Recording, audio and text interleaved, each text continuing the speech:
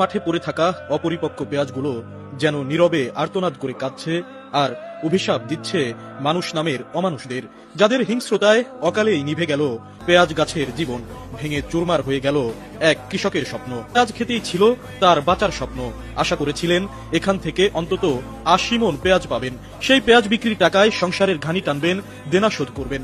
২৩ ফেব্রুয়ারি সারাদিন রোদে পুড়ে ক্ষেতের পরিচর্যা করেন হাসান আলী ও তার স্ত্রী নূরজাহান বেগম। পেঁয়াজ গাছগুলো তখনও ছিল সবুজ, প্রাণবন্ত, কিন্তু ২৪ ফেব্রুয়ারি সকালে খেতে এসে থমকে যান তারা। চোখের সামনে দেখতে পান ধ্বংসস্তূপ। কেটে ফেলা হয়েছে তাদের প্রায় ২০% জমির তরতাজা পেঁয়াজ গাছ। এত কষ্ট করে আমার ছেলের সন্তানের থেকে আমি বেশি কষ্ট করে আমার ক্ষেতটা করছি। এই ক্ষেত কাটা আমার সন্তানের তো বেশি আমি আঘাত দিই, আমার খুব দাঁড়িয়ে মেলা দিত, তো আমার তো আঘাত লাগতো না, আমার নিজের কাছে তো কষ্ট লাগতো না। এমন কষ্ট পাইছি আমার মনে হয় নিজের দিনে থাকাচ্ছে না থাকাই ভালো।